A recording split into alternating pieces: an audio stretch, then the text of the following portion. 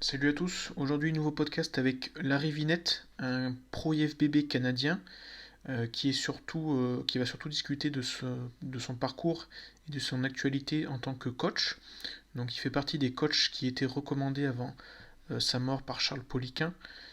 Donc il va vous parler de son point de vue sur le coaching et sur certains compléments, par exemple alimentaires ou autres.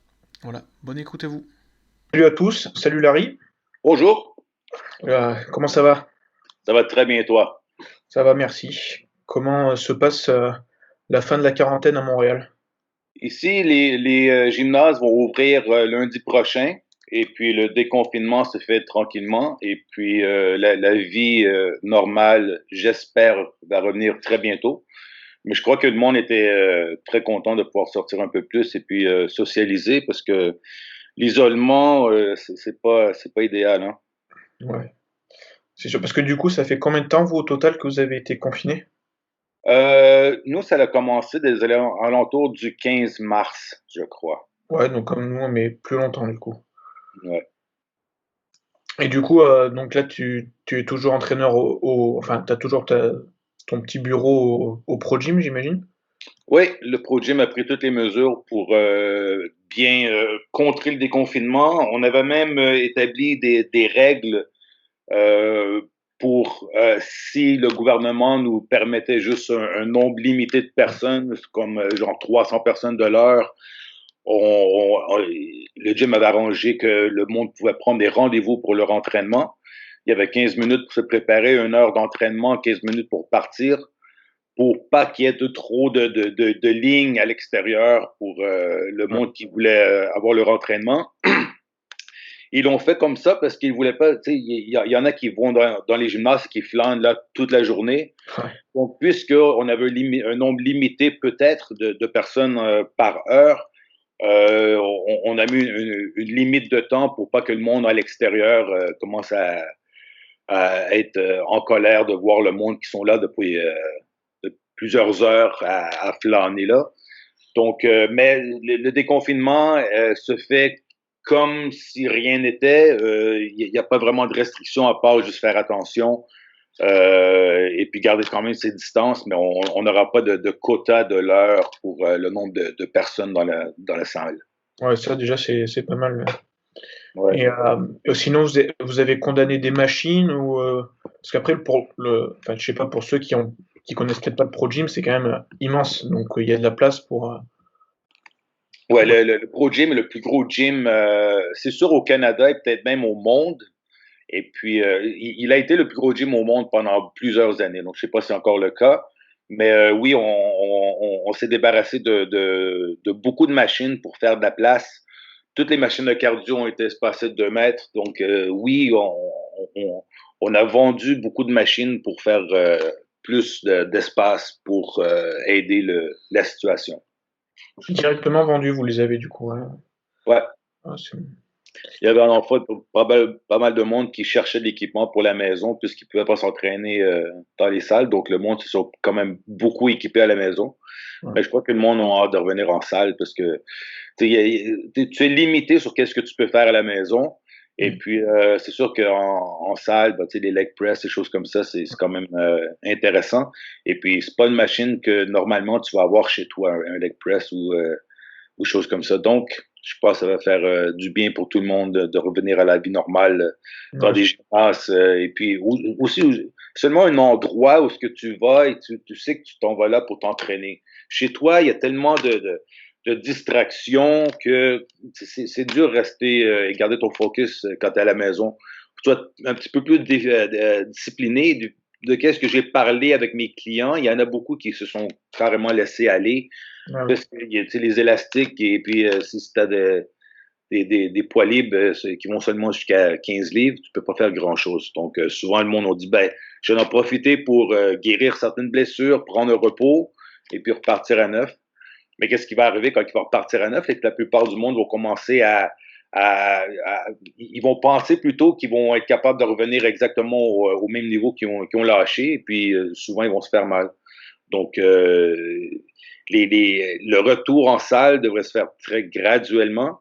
Et puis, idéalement, si tu as un bon coach, il va pouvoir te faire des petits tests musculaires pour voir si au cours de route, tu n'as pas des muscles désactivés et choses comme ça, parce que tu veux une machine qui est performante tout le temps. Et puis, si ta machine n'a pas vraiment travaillé dans les 2-3 derniers mois, bien, il faut que tu y ailles un petit peu plus lentement au début, parce que faut que tu laisses la chance aux tendons, les ligaments de pouvoir s'adapter encore. Parce que si tu penses que tu vas faire les mêmes charges en revenant, et puis ben, tu te trompes. Ton corps ne sera pas capable d'endurer le même volume d'entraînement. L'intensité, tu t'entraînes quand même tout le temps intense. C'est sur le volume que tu peux varier. Donc, l'intensité est toujours là, mais le nombre de volumes devrait être graduellement augmenté dans les semaines qui viennent. En général, tu fais une petite préparation d'activation musculaire environ 3 semaines. Après ça, tu peux commencer à prendre un petit peu de force. Et puis après ça, tu peux aller une phase plus d'accumulation que tu reprends ta masse musculaire. Mais la masse musculaire, peu importe combien tu as de masse musculaire d'avoir perdu pendant le confinement, la mémoire musculaire est une chose formidable. Et tu reprends le poids que tu avais très, très, très rapidement. Moi, je suis un gars qui, ça fait 30 ans, je m'entraîne. Et puis, il y a eu des rares périodes dans ma vie où j'ai arrêté de m'entraîner. Et puis, je perdais pas beaucoup de masse musculaire, mais le peu que je perdais, je le reprenais dans le premier mois d'entraînement. Donc, ceux qui paniquent souvent avec j'ai manqué un entraînement, je perds. Écoute, le corps est plus intelligent que ça. Là, okay? Si la masse musculaire était si facile que ça, dans l'évolution de la race humaine, ça ferait aucun sens. C'est vrai. Alors, après, ouais, c'est plus mécanique, ça va être un souci, la reprise, je pense aussi. Oui, c'est comme n'importe quoi. Si tu n'as pas pratiqué un sport depuis longtemps, il y a une petite période d'adaptation où la coordination au début va pas vraiment être là. Les contractions musculaires vont pas être là. Les fibres musculaires vont pas engager en même temps. Donc, il va y avoir un genre de décoordination. Donc, des fois, ça shake, des choses comme ça. C'est que ton système nerveux, il faut qu'il se réhabitue au mouvement et aux charges et à tout. Mais l'idée, c'est d'y aller très graduellement. La masse musculaire va revenir très rapidement et la force aussi. Il ne faut juste pas sauter d'étape. Nous, il y a Michael Gundil qui lui conseillait de, même si c'était que des élastiques ou des poids faibles, de continuer à avoir une fréquence d'entraînement. Parce que si on s'arrêtait, c'est là justement qu'on allait découvrir des blessures. Qu'est-ce que t'en penses, toi? Oui, ça fait du sens, mais déjà, si tu as déjà une blessure préexistante, donc c'est quand même un bon temps de vraiment, vraiment prendre un repos. Et souvent, qu'est-ce qui arrive, c'est que le monde sont dans un cycle d'inflammation chronique où quand tu es chroniquement inflammé, tu te rends pas compte nécessairement que tu es inflammé parce que tous les jours comme ça devient ton nouveau normal. Et puis, quand oublie pas, l'entraînement cause une certaine inflammation aussi. Tu as des micro-déchirures dans les fibres musculaires, il y a une petite inflammation, c'est normal. Quand tu arrêtes d'être entraîné, tu désenfles et quand tu mets à manger mieux et tu enlèves toutes les intolérances alimentaires que tu pourrais peut-être avoir ou avoir développées avec le temps, ton corps va désenfler. Et après ça, quand tu vas manger soit quelque chose que tu n'es pas compatible avec, là, tu vas avoir une réponse inflammatoire plus prononcée parce que tu n'étais plus inflammé et là, tu l'es maintenant. Tandis que quand tu es chroniquement inflammé, tu es tout le temps comme ça. Donc, les blessures, souvent, quand tu restes dans ce stade inflammatoire-là, c'est vraiment dur de s'en débarrasser. Aide le corps à éliminer l'inflammation, laisse le temps au corps de se réparer, se normaliser, et après ça, progressivement, retourne à des charges plus élevées. Mais tout athlète qui est poussé au maximum va se plaindre d'un malaise en quelque part. C'est ça la différence entre un athlète et quelqu'un, monsieur, madame, tout le monde, qui veut juste s'entraîner pour être en forme. C'est qu'un athlète pousse la limite et il faut qu'il sache la limite. Si tu ne dépasses pas la limite, tu ne peux pas savoir c'est quoi ta limite. D'accord? Donc, tu dépasses la limite, tu dis, OK, là, j'ai été un petit peu trop loin, je peux reculer, maintenant, je sais c'est quoi ma limite et je me fie à ça. Mais c'est ça, c'est comme des coureurs automobiles, ils vont aller le plus vite possible, juste au bout de perdre la traque. Ouais, que ça passe juste, mais que ça passe. Ouais. C'est ça que ça fait les champions. Donc, c'est dans n'importe quel sport. Il faut que tu pousses les limites. Je pense que c'est le coach Ben Johnson. Ben Johnson, qui était l'homme le plus vite de la planète pendant un petit peu de temps, avant toute la controverse sur les anabolisants. Ouais. Charlie Francis était son coach. Il disait, si ton athlète ne se plaint pas d'une tendinite, tu le pousses pas assez fort. Donc, faut que tu saches la limite de l'athlète. Mais ça encore, c'est pour un athlète qui veut vraiment performer. Monsieur, madame, tout le monde qui veut juste perdre un peu de poids ou gagner un peu de masse musculaire n'a pas nécessairement besoin d'aller à ce niveau-là, mais c'est quand même bon à savoir. Ouais, c'est sûr que je pense que chaque sportif qui est performant, de toute façon, il est dans le trop, en fait. C'est obligé quelque part, parce que sinon, il n'arriverait pas à donner autant et à performer autant. Ouais. Et c'est exactement, et c'est pour ça qu'on aime les voir, c'est qu'ils poussent les limites que nous, on ne serait pas capable de faire. Donc, ils font des choses extraordinaires et puis qui mettent souvent leur vie en danger. Et on les admire pour ça. C'est ça qui toujours été drôle dans le bodybuilding, c'est que nous, nos risques dans le bodybuilding, oui, on peut se blesser, mais au niveau compétitif, quand tu es rendu dans la IFBB, oui, il y a les substances qu'on prend, et puis le monde, vous êtes fous, vous prenez des substances, c'est pas bon pour la santé. Et qu'on le fait d'une manière le plus contrôlée possible, mais c'est quoi la différence entre ça et un coureur automobile qui va à la limite de se tuer, et puis lui, c'est rendu un héros?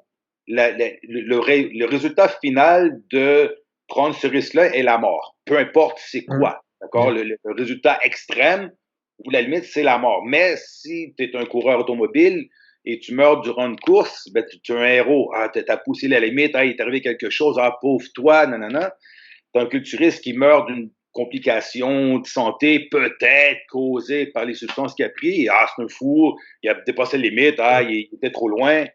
Écoute, c'est un sport professionnel, donc tu t'attends à quoi, là? C'est sûr, tu vénères le monde qui prennent les risques que tu n'es pas prêt à prendre toi-même. Donc, tu restes spectateur et tu regardes les autres faire et tu te dis, waouh, c'est incroyable, qu'est-ce qu'ils peuvent faire avec leur corps et tout.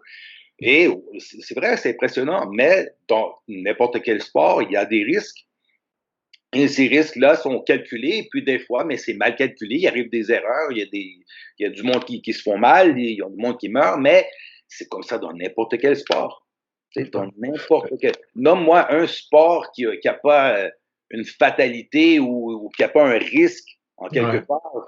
Les commotions cérébrales au football américain, c'est incroyable, mais c'est pour ça que ces athlètes-là sont payés très cher et ils font des millions parce qu'ils sont prêts à mettre leur vie pour le spectacle et le entertainment du monde qui les regarde. C'est ça. Ouais, puis après, si on peut faire le parallèle par rapport, tu dis, aux produits, c'est vrai que tout de suite, on cible soit le bodybuilding, soit le cyclisme notamment, mais le traitement qui est fait à Armstrong est pas le même que le traitement qui est fait à un Coleman ou un Dorian Yates, par exemple. Alors que dernièrement, Armstrong, il a dit, ouais, peut-être que si j'ai pas pris les produits, j'aurais pas eu de cancer des testicules. Ben, c'est parce qu'Armstrong se faisait poser souvent la question et puis il niait qu'il n'en prenait. Dans le bodybuilding, c'est un petit peu plus ouvert. Il y a eu certaines années très longtemps où on essayait de parler le moins possible là-dessus et puis on attribuait les gains de masse musculaire par je mange 10 000 calories par jour et je m'entraîne d'une certaine manière et puis quelqu'un essayait de faire pareil. Puis, ben moi, je suis pas capable de manger 10 000 calories par jour, je suis pas capable de m'entraîner 4 heures par jour. Donc, c'est pour ça qu'il est si gros et moi, je suis pas. C'était pas ça, dans le fond. Il s'entraînait seulement 1 heure par jour, il mangeait 5 000 calories, mais il prenait des produits. Tu sais, mais dans le bodybuilding, c'est sous-entendu. C'est parce qu'on s'entraîne d'une manière où c'est visuellement. Oui, ça frappe direct. Ça frappe, on le voit. Un cycliste va le faire pour la récupération. Tous les autres sports, même le tennis, ils vont utiliser des substances pour la récupération, pour de la cortisone, qui est le contraire d'un stéroïde. Ben, c'est un stéroïde, mais ça va faire le contraire. Lui, ça va assécher ses tissus. Donc, c'est pas plus bon pour la santé, mais c'est moins parlé, c'est plus tabou.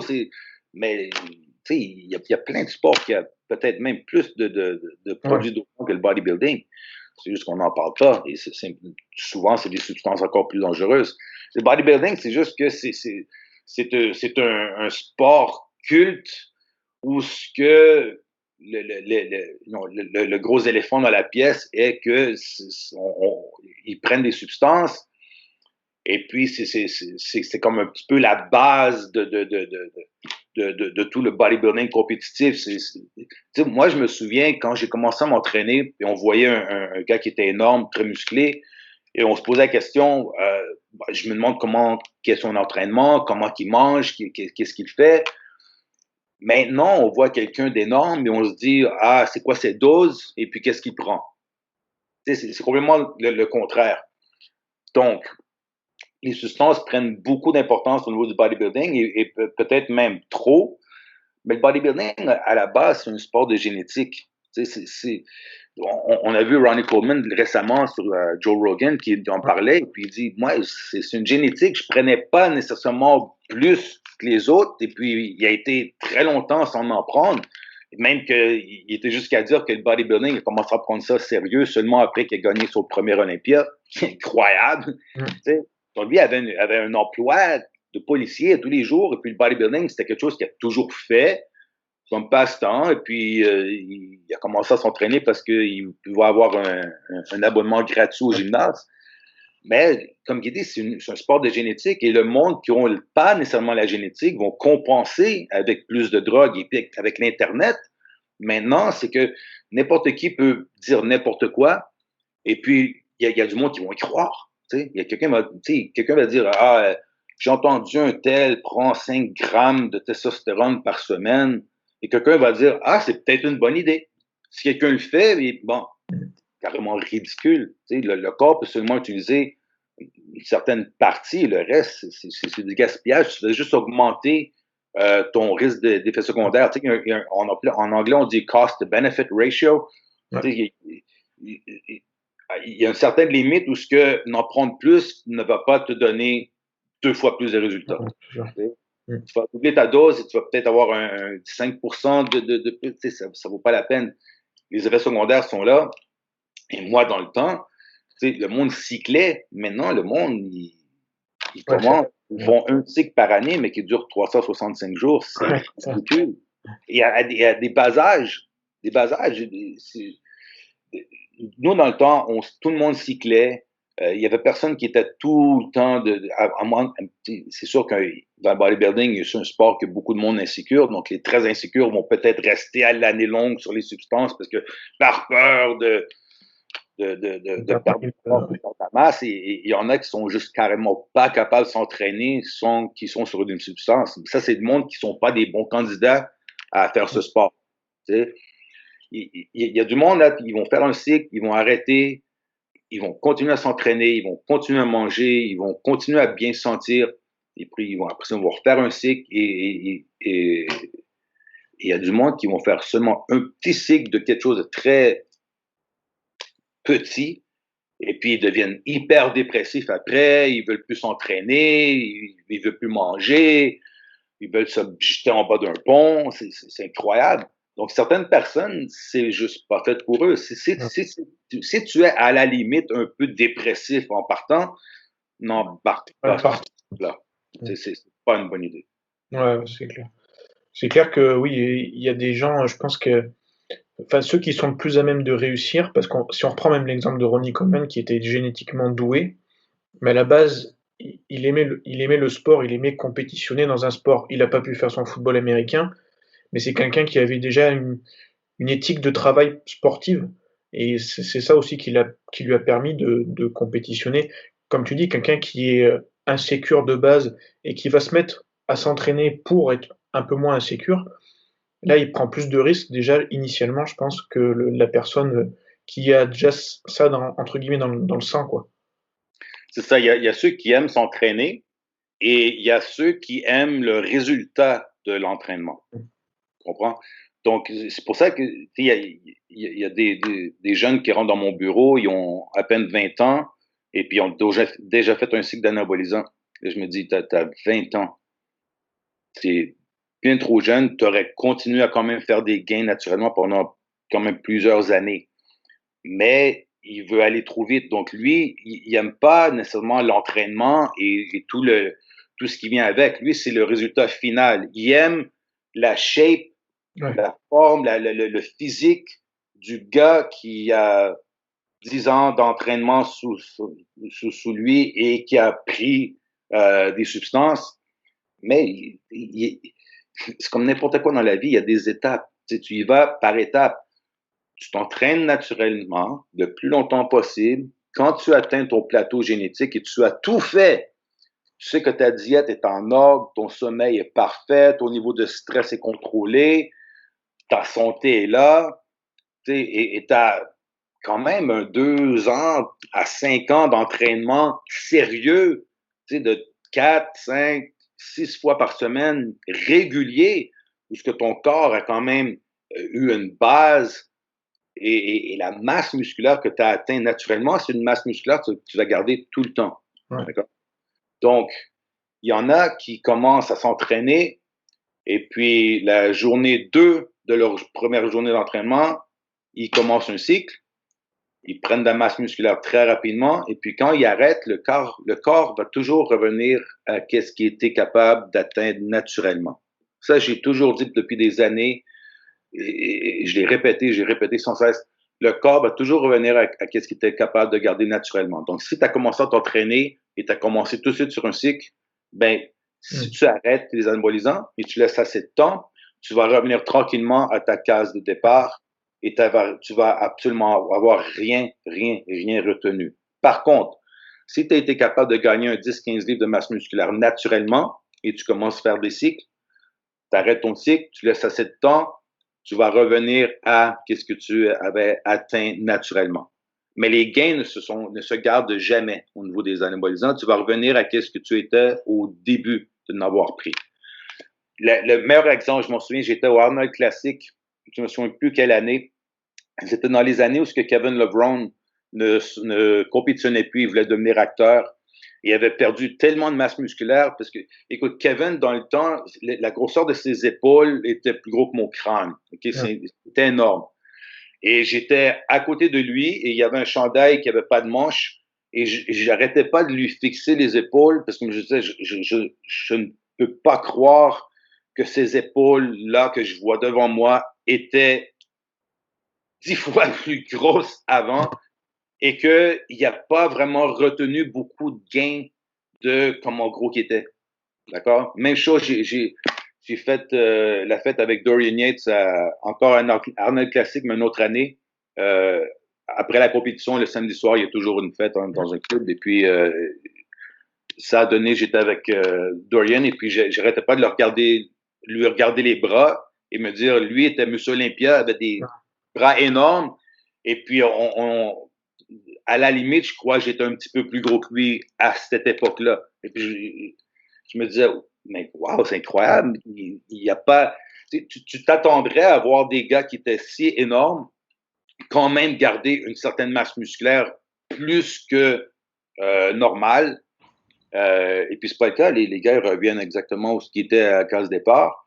Et c'est une bonne raison d'essayer de retarder le plus possible le temps que tu fais ton premier cycle. Parce que oublie pas, le taux de testostérone d'un homme a le potentiel de grimper jusqu'à environ l'âge de 25 ans. Ouais. D'accord. Mais si à l'âge de 20 ans, tu as touché aux anabolisants, le niveau de testostérone que tu avais atteint naturellement à 20 ans devient le maximum qu'il va atteindre. Donc, le petit gap entre 20 et 25 qui aurait pu continuer à monter graduellement, ça tu ne l'auras plus jamais. Ça fait que beaucoup de personnes qui vont arrêter les anabolisants, vont faire des prises de sang, vont se rendre compte que ça prend beaucoup de temps pour le taux de testostérone à revenir à la normale. Et même là, ça ne revient jamais au niveau que normalement ça aurait pu être. Donc, c'est une des choses qui est vraiment dommage pour les jeunes qui commencent jeunes parce que leur taux de testostérone n'ira jamais aussi haut qu'il aurait pu s'il aurait attendu un petit peu plus longtemps.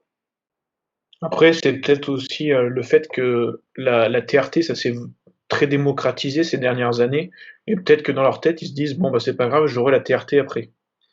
Ouais, c'est sûr. Mais écoute, le, le, le, la plupart des gars au-dessus de 40 ans, même s'ils s'entraîneraient pas et puis ils font faire prendre les prises de sang, ils vont avoir toute la testostérone qui est merdique. Ouais.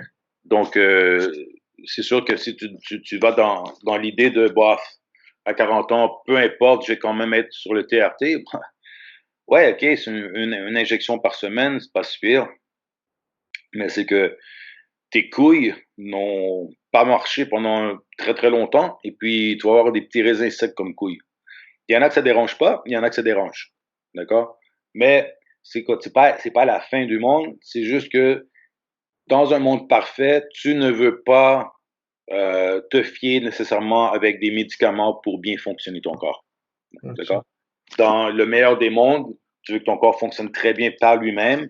Et puis, avec l'usure, avec le temps, quand c'est comme n'importe quel véhicule, avec le temps, il faut que tu l'amènes au mécanicien plus souvent. Et puis, parfois, il faut que tu changes des pièces. Mais le corps, c'est la même chose. Il y a une usure, le corps se régénère tout le temps, c'est ça qui est le fun, mais ton corps se régénère s'il y a tous les matériaux nécessaires pour bien se régénérer. Mais si tu as des déficiences en certains minéraux, choses comme ça, bien, à chaque fois que ton corps se régénère, il manque certaines petites pièces.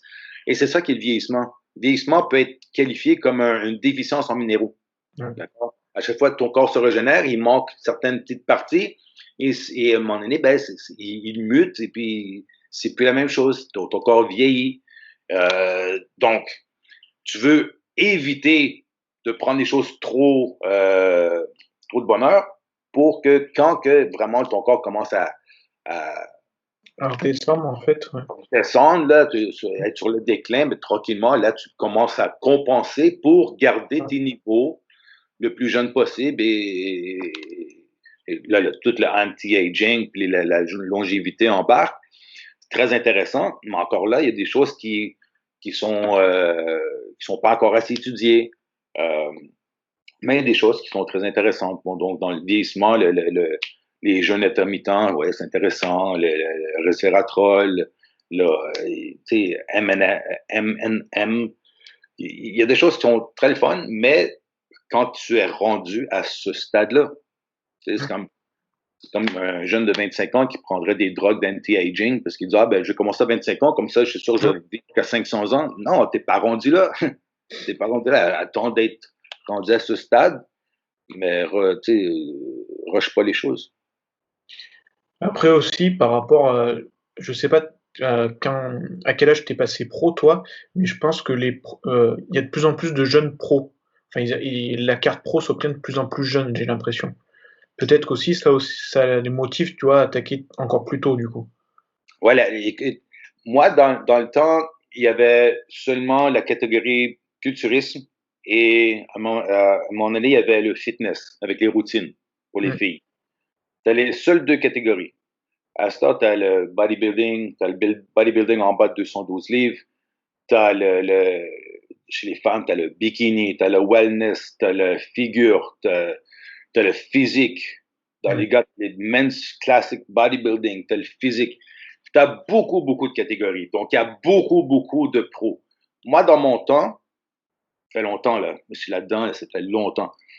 Quand que donc, premièrement, au Canada, tu avais un gars par année qui devenait professionnel. Il fallait que tu gagnes Monsieur Canada, toute catégorie. Donc, tu avais un gars par année seulement. D'accord? Dans tout le pays. Quand on avait un IFBB Pro qui venait à notre gymnase, on déroulait le tapis rouge. Ouais. D'accord? On appelait nos amis. Je me souviens, moi, je travaillais en arrière du comptoir au gymnase, et quand il y avait un pro qui venait, t'appelais tous tes amis. Hey, un tel est au gym, tout le monde venait, puis c'était fou. T'étais un IFBB Pro, t'étais un superstar. Maintenant, il y a tellement d'IFBB Pro dans tellement de catégories que ça n'a plus la même, ça n'a plus la même signification. Tu Mm. vois? Maintenant, un IFBB Pro va payer son abonnement de gymnase, peu importe où ce qu'il va, parce qu'il s'en Ouais. fout que tu aies une carte de IFBB Pro. T'es qui, toi? On s'en fout. Donc, ça n'a plus la même chose. Mais oui, c'est sûr avoir le statut d'IFBB Pro. L'IFBB Pro, c'est la plus grande fédération mondiale pour tout ce qui est bodybuilding, fitness et tout. Ça l'a pas mal toujours été, ça va toujours l'être. On parle de l'IFBB Pro League, parce que l'IFBB ça a changé. Mais la plupart du monde veulent IFBB Pro League parce qu'ils veulent une chance de peut-être faire l'Olympia et faire partie de tout ce qu'on... et comme moi, j'ai eu ma carte pro IFBB en 2012, mais moi, j'ai eu 5 cartes de pro dans différentes fédérations. Donc, la première carte de pro que j'ai eue, c'est en 2004. Moi, j'avais compétitionné, ma première compétition était en 1994. Et puis, j'avais recompétitionné jusqu'en 98. J'avais pris un arrêt. J'ai recommencé en 2003 dans les concours naturels, parce que dans le temps, il n'y avait pas vraiment de concours naturels. En 2003, les concours naturels commençaient à prendre de l'ampleur. Il y avait beaucoup de fédérations et ça devenait de plus en plus populaire.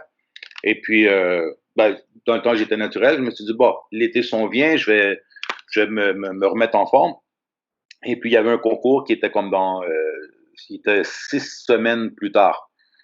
Et puis là, je vais le faire pour le fun. Je veux voir comment que je me place. Et puis, j'ai gagné. Et puis, cette année-là et l'année suivante, j'ai tout fait les compétitions de toutes les fédérations naturelles. Donc, il y avait WNSO, qui était le World Natural Sports Organization. Il y avait FAME. Il y avait Muscle Mania. Il y avait le INBA, qui devient le PNBA une fois rendu professionnel. Et puis, j'ai gagné toutes ces cartes de pro-là dans de une ou deux ans. Mais c'était pas la carte pro IFBB. Donc, c'était comme, oui, je suis pro, mais c'est pas vraiment pro. C'est comme... Ouais, non, mais c'est ça.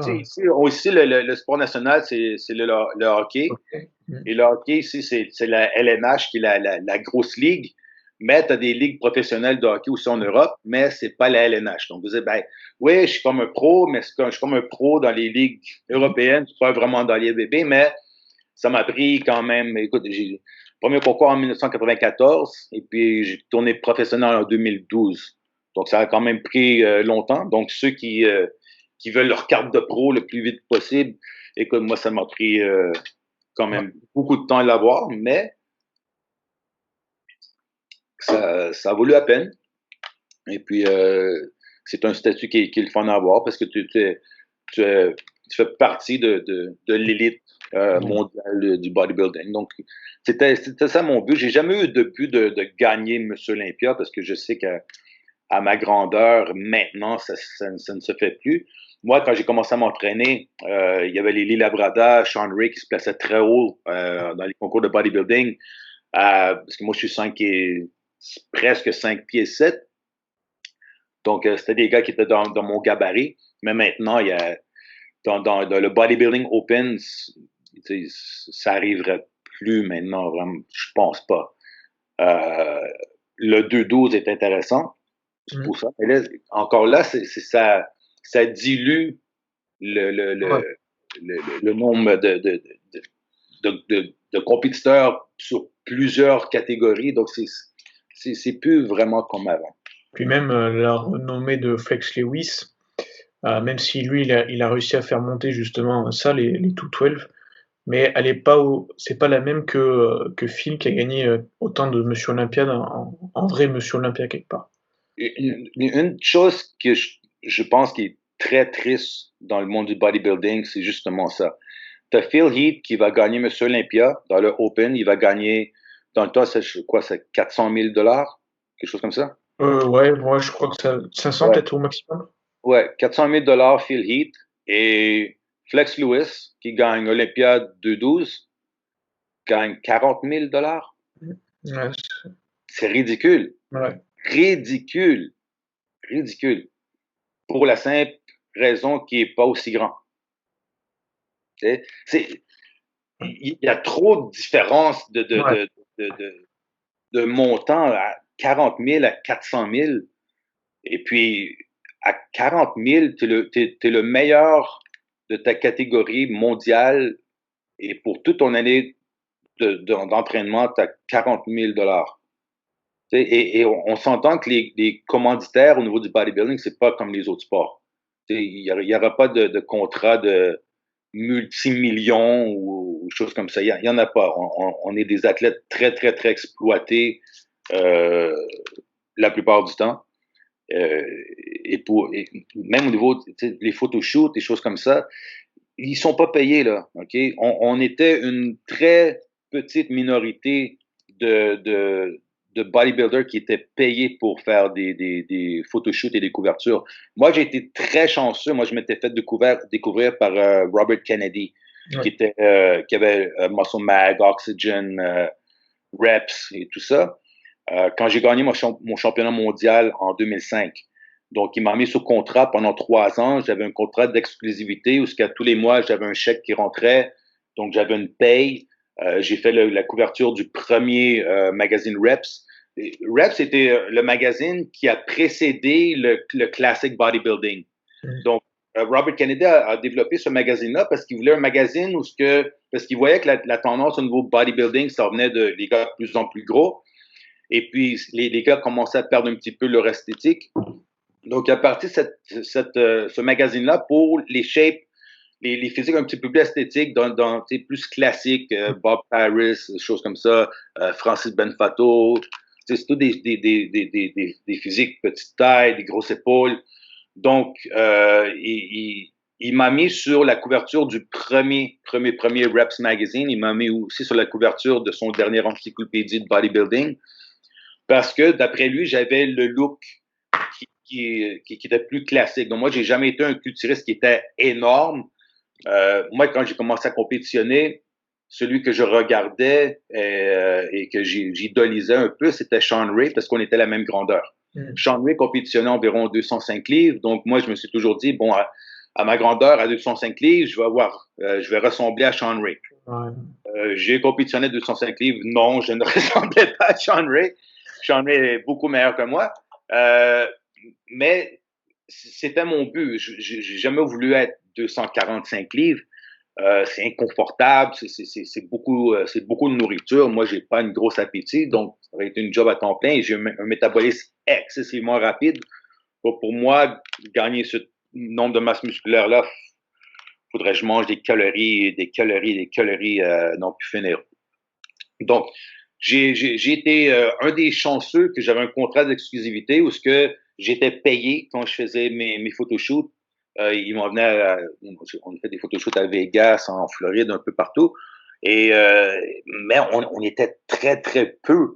La plupart des gars que tu vois dans les magazines n'ont pas été payés.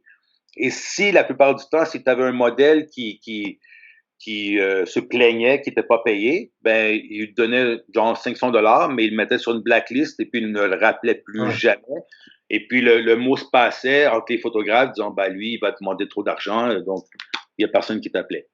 Donc, on est très, très, très exploité. Comparativement à un Michael Jordan qui va se faire prendre en photo et lui, il va avoir un cachet. Nous, c'est pas le cas. Donc, dans le bodybuilding, tu es le meilleur au monde, tu gagnes 40 000 par année. Si tu as ça de demander, ça vaut-tu vraiment la peine pour tous les efforts? Parce que c'est un sport qui est 24 heures sur 24. C'est pas comme tu joues au basketball, tu te présentes aux pratiques, tu fais la partie et puis après ça, tu fais la fête.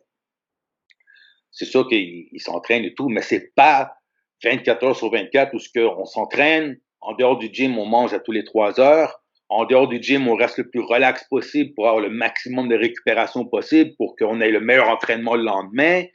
C'est mental. On se sacrifie. Les sorties en famille, les voyages. Si on va en voyage, il faut avoir un gym. C'est assez compliqué. Puis là, tu es en vacances. Là, ta copine, moi, je veux prendre ça relax. Toi, non, il faut que j'aille au gymnase. C'est très, très, très demandant pour pas beaucoup au bout de la ligne. Tu sais, t'as des sports comme les quilles, le bowling, les dards, où les professionnels de dards font plus d'argent que les culturistes. C'est ridicule. Je crois, quelqu'un m'avait déjà dit que le 252e meilleur golfeur au monde fait plus d'argent que M. Olympia. Je sais pas si c'est vrai, mais c'est accabrant, c'est incroyable. Bah, ouais, ça se peut que ce soit vrai parce que quand on regarde les meilleurs sportifs en termes d'argent, les golfeurs sont bien représentés, donc Ouais. c'est pas possible. C'est juste dommage qu'il n'y a pas plus d'argent dans le bas. À chaque année, il y a plus en plus d'argent dans Monsieur Olympia. C'est bon, mais ça devrait être depuis des années Ouais. comme ça. Tous les Monsieur Olympia, peu importe la catégorie, devraient être millionnaires, devraient avoir au moins 1 million. Il n'y a pas beaucoup de millionnaires dans le bodybuilding. Ouais. Vraiment pas Le beaucoup. problème, c'est que autant que CrossFit, ils ont réussi, et encore, à avoir un gros sponsor, même si là, je sais pas comment ça va se passer, mais d'avoir Reebok avec eux, ça leur a permis d'avoir quand même je pense que les athlètes ont plus de contrats de sponsorship grâce à Ouais. ça. Le bodybuilding, peut-être s'il y a The Rock qui va venir avec Under Armour et Ford, mais pour l'instant, il y a rien, quoi. C'est Ouais, j'ai hâte de voir qu'est-ce qui va se passer avec l'implication de Dwayne Johnson, The Rock dans tout ça. Ça va aider beaucoup parce que The Rock a beaucoup d'influence sur beaucoup d'Américains qui le mettraient président des États-Unis tout de suite. Là. C'est un ouais. gars qui est aimable, c'est un gars qui a un charisme incroyable. Et puis, le monde l'écoute. C'est un gars qui a il y a ce genre de charisme-là que tu n'as pas le choix de vouloir l'aimer. C'est un lovable guy. Donc, oui, il va apporter du bien au sport. Je suis pas mal sûr. Ouais, après à voir comment va se passer sa compétition, mais je pense que ouais, ça peut être pas mal. Ouais. Ouais. Et toi, du coup, ta carrière pro, elle est finie, du coup? Écoute, la dernière fois que j'ai regardé, j'ai pas vu personne avoir une barbe blanche et les cheveux gris sur la scène professionnelle. Le dernier concours que j'ai fait, c'est à Vancouver, je suis arrivé 7e. Ça a bien été, j'étais content, mais j'ai plus la flamme comme j'avais avant parce que, comme on a parlé un peu, il y a pas d'argent à faire là-dedans. Donc, pour moi, mon nom est fait. J'ai eu mon petit moment de gloire dans mon temps, mais maintenant, si je compétitionne, ouais, c'est le fun. J'aime la préparation d'une compétition. J'aime tout ce qui est alentour de la compétition, la journée de la compétition, la camaraderie et tout. Mais pour moi, me déplacer, ça coûte de l'argent. Les hôtels et tout, on n'a pas plein de commanditaires qui paient tout. Donc, pour moi, c'est une dépense. Et c'est une dépense inutile. Le même montant d'argent, je pourrais aller dans les Caraïbes avec ma copine et puis j'aurais probablement autant de plaisir, sinon plus. Donc, pour moi, pour l'instant, on ne dit jamais jamais, mais pour l'instant, c'est une chose du passé et juste avoir mes athlètes performer sur scène, c'est comme un petit peu comme si j'avais un petit peu une partie de la victoire. Donc, ça me flatte du bon sens du poil et puis j'en retire assez de satisfaction que j'ai pas moi-même besoin d'embarquer sur la scène. Quoique j'adore la scène, j'adore performer, j'adore faire les routines. Je suis pas un gars qui est stressé de ça, mais j'ai hâte d'embarquer sur la scène et puis je m'amuse beaucoup. Mais je crois que je vais laisser ça pour les autres pour l'instant. Ouais. Tu coaches beaucoup de pros? Euh, avec le déconfinement, moins parce qu'il y a beaucoup qui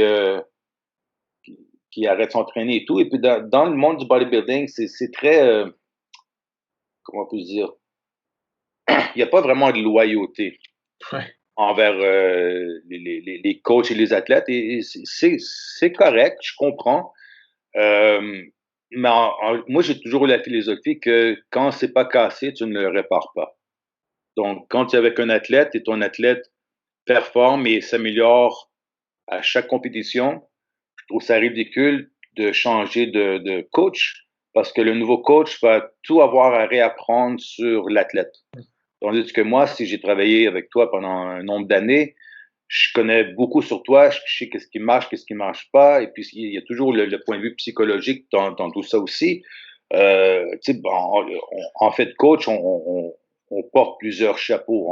On n'est pas juste Ouais. un coach, on est un psychologue, on est Un soutien, ouais. soutien, on est tout.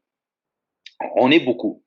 Et puis quand les athlètes Euh, Oublie pas, il y a beaucoup de monde insécure qui compétitionne. Donc, quand l'athlète pense toujours que le gazon est un petit peu plus vert sur le voisin, tu as tendance à vouloir savoir, OK, ben, si je vais avec un tel, est-ce qu'il va pouvoir m'apporter des années-lumière plus loin que je suis maintenant? Souvent, c'est pas le cas. Mais, il y a toujours la curiosité au niveau de l'athlète à savoir, ah, j'aimerais savoir les autres techniques des autres coachs. Ça, je peux comprendre. Donc, si j'ai un athlète qui est aussi un entraîneur, lui, il veut apprendre de plusieurs personnes différentes méthodes. Donc, si tu es avec moi pendant plusieurs années, tu as vu euh, comment je fonctionne et je fonctionne, c'est très personnalisé, personne n'est pareil, mais tu peux être curieux de savoir qu'est-ce que les autres font aussi de leur côté. Et ça, je peux comprendre. Mais c'est toujours dur parce que c'est comme une rupture. Hein. Tu as une certaine relation pendant des années avec ces athlètes-là et puis tu t'attaches et puis du jour au lendemain, ils veulent essayer quelque chose de nouveau. Bon, ciao, oui, je comprends, c'est bien, mais c'est toujours dur de les voir partir. Ouais, quand Et, tu t'es investi, c'est sûr que ouais, parce qu'on s'investit beaucoup et pour eux, c'est souvent une décision plus genre business. Tu sais, moi, j'ai déjà eu des gars qui disent, bon, Larry, t'es pas américain, t'es pas, tu connais pas autant de juges au niveau des États-Unis.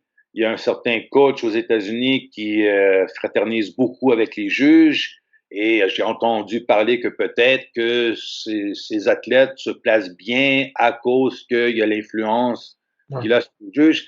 Il y a des choses comme ça, d'accord? Donc, est-ce que ça arrive, est-ce que ça arrive pas? On ne sait pas.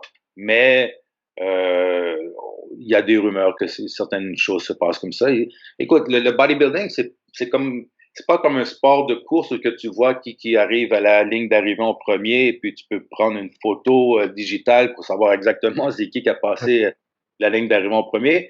Bodybuilding, c'est subjectif, donc c'est facile pour certains juges de se laisser influencer et puis pousser plus un athlète qu'un autre. On l'a vu aux Olympiques, en patinage artistique, en gymnastique, dans tous les sports de jugement, mais est pas parfait, et puis ça peut arriver. Donc, mais pour le monde de bodybuilding, je suis encore beaucoup d'athlètes, mais je suis beaucoup plus sélectif maintenant. Je prends beaucoup moins d'athlètes. Et j'essaie d'offrir toujours le meilleur service possible, mais encore plus.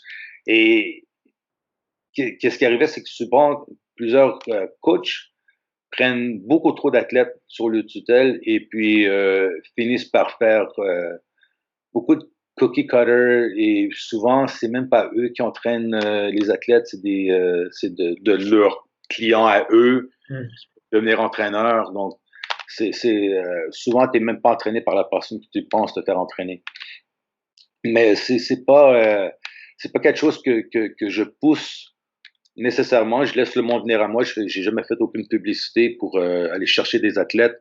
Je ne sollicite aucun athlète, surtout les athlètes des autres coachs, parce qu'on a des problèmes ici au Québec avec certains coachs qui essaient de faire des recrutements avec les athlètes des autres. Ça, c'est pas bien. Mais ouais, je suis très, très, très sélectif maintenant avec les athlètes que j'emmène en compétition. Ouais.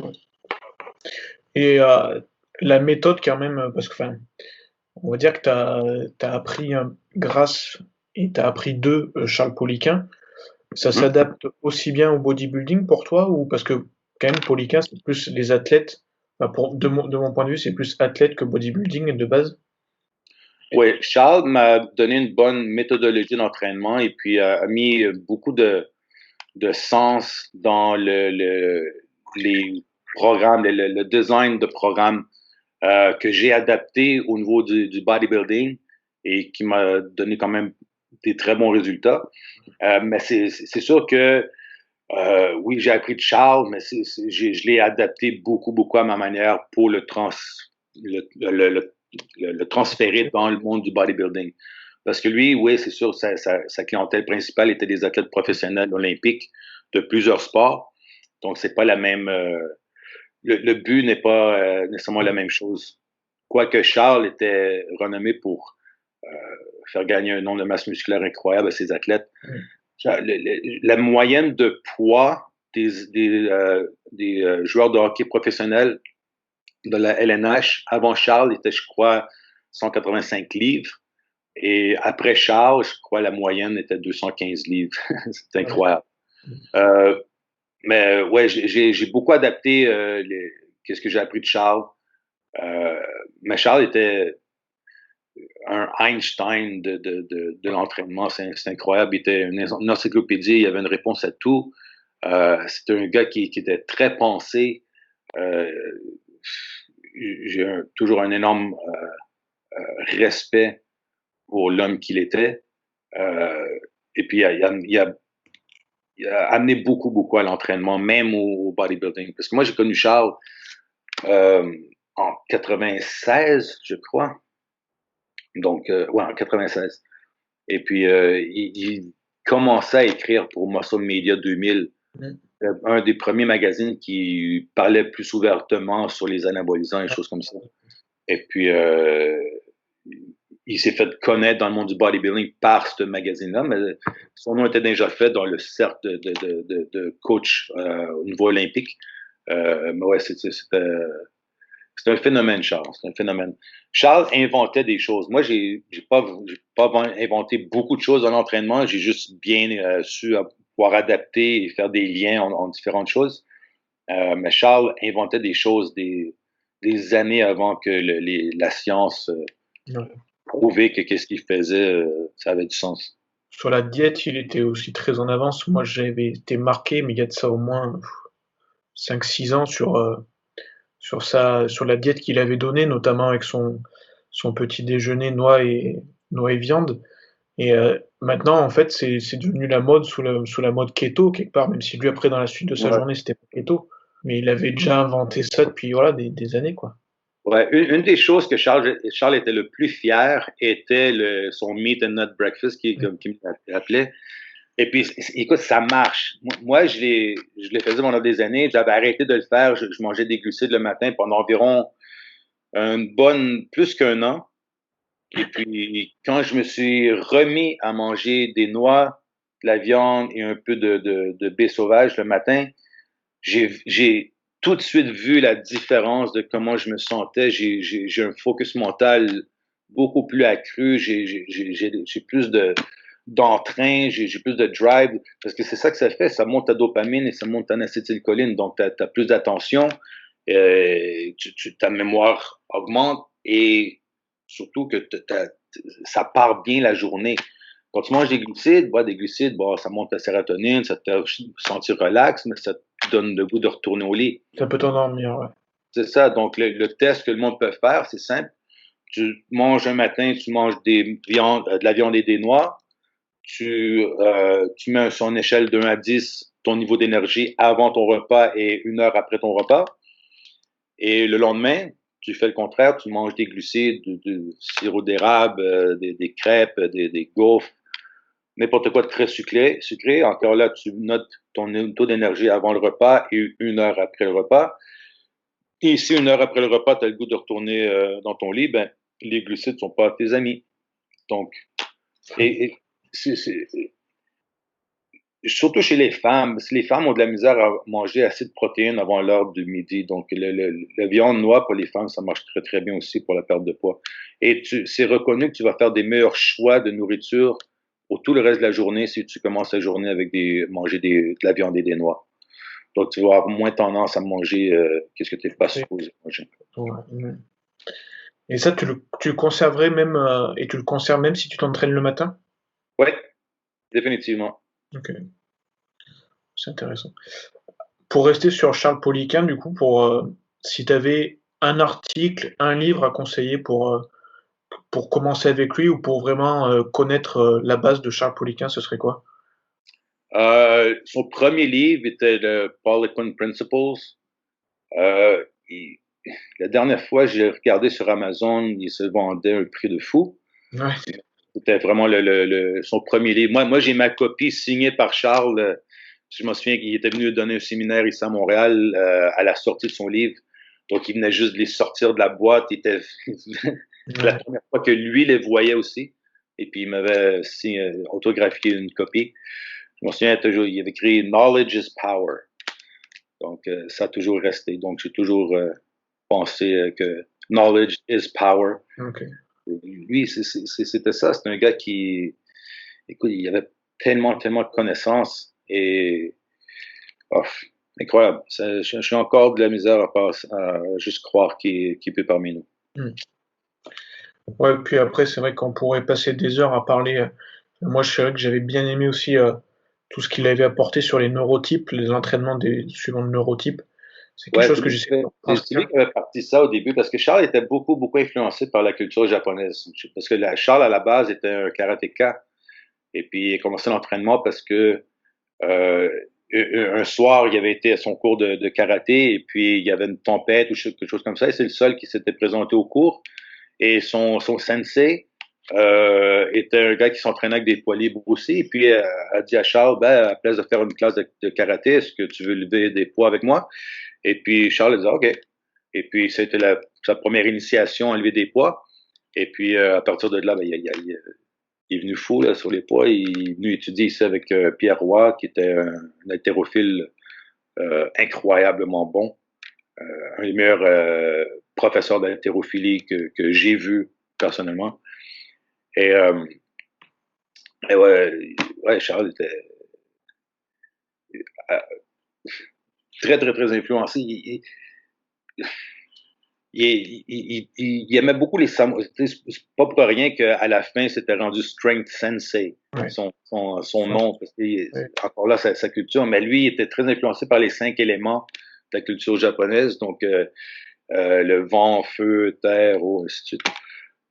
Donc, c'est à la partie de là. Et puis après ça, il a développé ça avec le Braverman Test sur les neurotypes.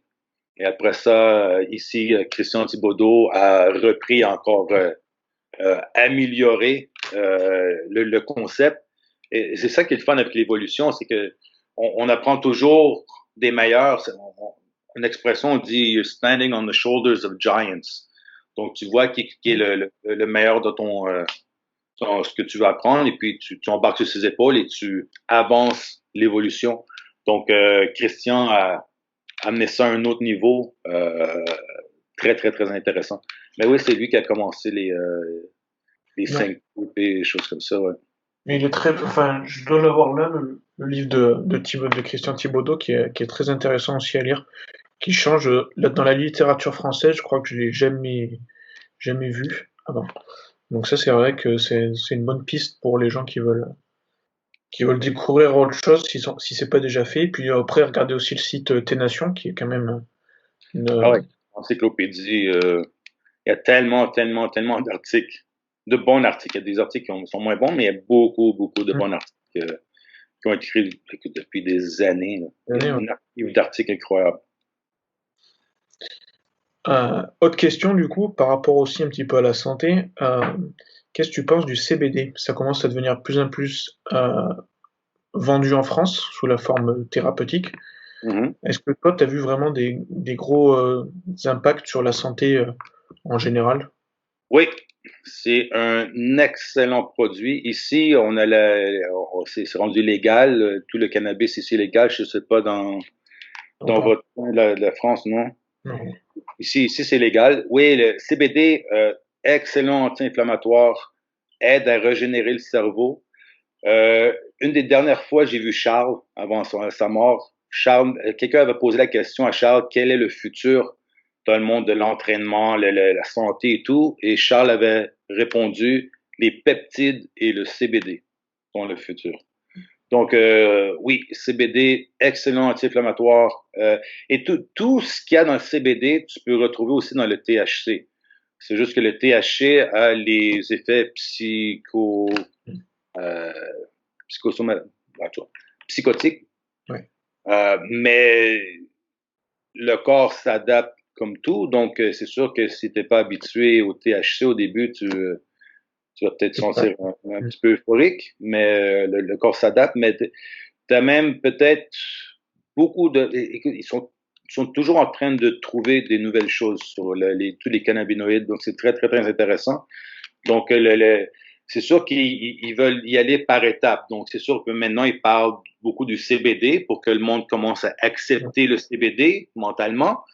Et puis, une fois que le monde va accepter le CBD, tranquillement, ils vont commencer à parler des bénéfices aussi du THC parce qu'il y a tous les cannabinoïdes font plein de choses différentes et il y a certaines choses que le THC peut faire que le CBD ne peut pas. Donc, souvent, le monde peut prendre des huiles à un ratio égal de CBD et THC. Ça aussi, c'est très intéressant, mais aussitôt que le monde va être un peu plus à l'aise avec l'idée que le THC n'est pas... Ouais, c'est pas qu'une drogue. tu n'iras pas tuer quelqu'un, tu vas juste oublier d'aller tuer quelqu'un plutôt. Ça, mais tranquillement, ça va être de plus en plus acceptable. Mais oui, c'est quelque chose qui aurait jamais dû être criminalisé. Une des choses qui est aberrante, c'est que maintenant, qu'est-ce qui est drôle, c'est qu'avec le déconfinement, il y a deux choses qui étaient des biens essentiels ici au Québec, et c'était le cannabis et l'alcool. Les seules choses qui avaient le droit d'être ouvertes. Donc, c'est drôle de voir quelque chose qui était criminalisé avant devenir un besoin essentiel dans le temps de pandémie et à se demander pourquoi que tous ceux qui ont des condamnations de prison pour possession de cannabis ou avoir fait de la cultivation de cannabis, pourquoi sont encore en prison? Ouais, Ça, ils devraient tous les libérer.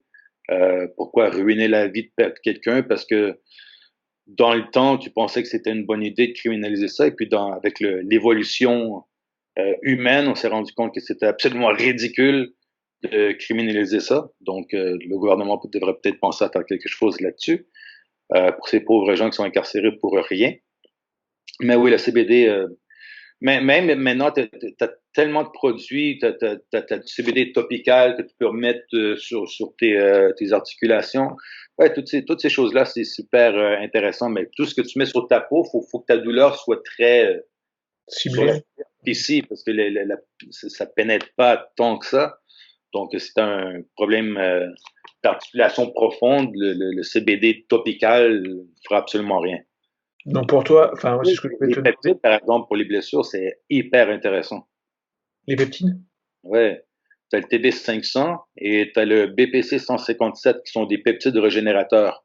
Le BPC 157 a l'avantage de tout réparer au niveau de l'estomac.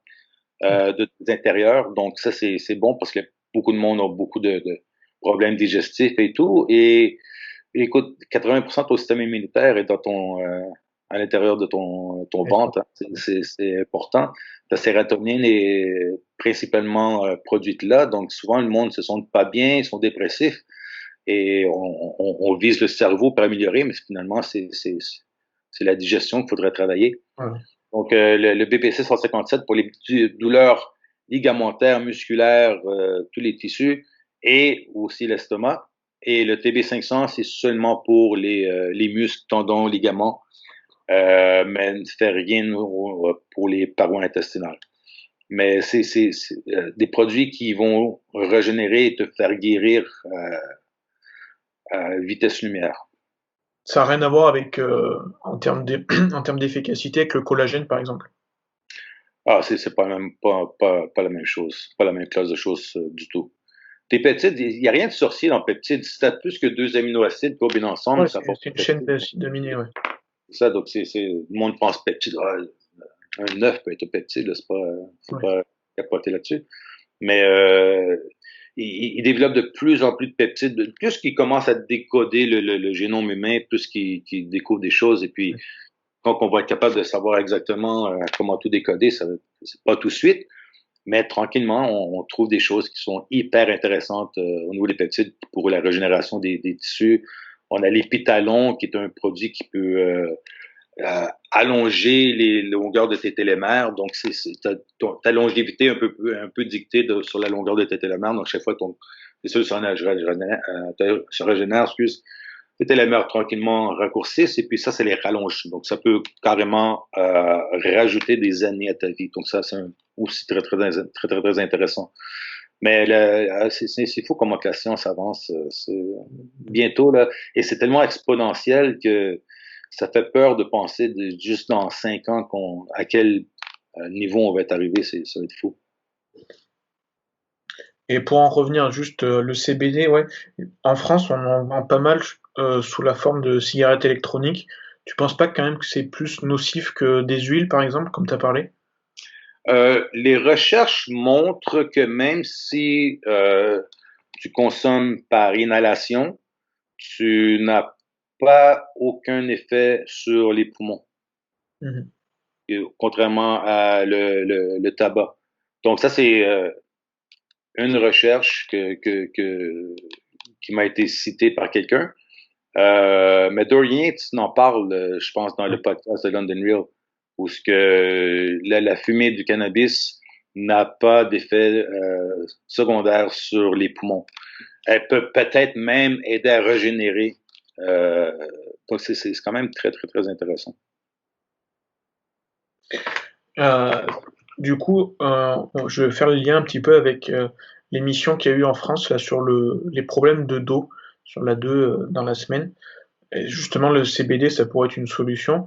Ils ont parlé dans le reportage de la grosse découverte. Alors, c'est un reportage mainstream, hein, donc voilà, des fascias. Comme quoi, les fascias pourraient aider à avoir moins mal au dos. Alors, c'est quand même pourtant les fascias quelque chose en muscu qu'on parle assez régulièrement. Mm-hmm. Quel est ton avis là-dessus, toi, sur c'est pas miraculeux en soi, enfin, en tout cas, c'est pas innovant en soi les fascias pour le dos. Ouais, c'est sûr qu'il y a des techniques comme facial stretching technique. Mm. Ma collègue Francine Savard est très bonne là-dedans, euh, qui peuvent aider à lousser. Souvent, le fascia colle au niveau des autres membranes et puis il y a des genres de blocages, les flux nerveux ne peuvent pas nécessairement passer bien. Faut que tout glisse. Hein? Ouais. Et quand tu fais des mouvements répétitifs tout le temps sur les mêmes angles, c'est comme si tu te frottais sur le top de ta main à répétition trop longtemps, ça va faire une ampoule. C'est pas une bonne chose. Faut que tu frottes un petit peu partout, ça va faire de la corne, ça va être plus solide. Donc, quand quelqu'un fait tout le temps les mêmes mouvements répétitifs, souvent crée des genres d'adhérence au niveau des tissus musculaires, les fascias, et certaines techniques peuvent aider à briser et lousser le fascia pour qu'il y ait plus de mobilité et aussi plus de la lymphe et tout. Faut que le courant passe. Il faut que ce soit capable d'hydrater l'articulation ou la région. Donc, oui, il y a beaucoup de thérapies sur le travail. Moi, je suis pas thérapeute, donc j'ai une notion de base limitée sur le niveau des techniques. Je fais affaire avec des très bons thérapeutes, par contre. Mais ouais, je suis pas au courant de l'article en France que tu cites. C'est pour le bas du dos, les mal de bas du dos que tu parles ou? C'était en général plus sur tout le dos, ouais, mais après ils ont fait une petite démonstration d'un massage des fascias, donc du coup sur le bas du dos. J'ai trouvé que c'était un petit peu light par rapport à ce qu'on peut voir surtout aux États-Unis, par exemple. Il y a beaucoup notamment de pro IFBB qui ont montré leur massage comme ça.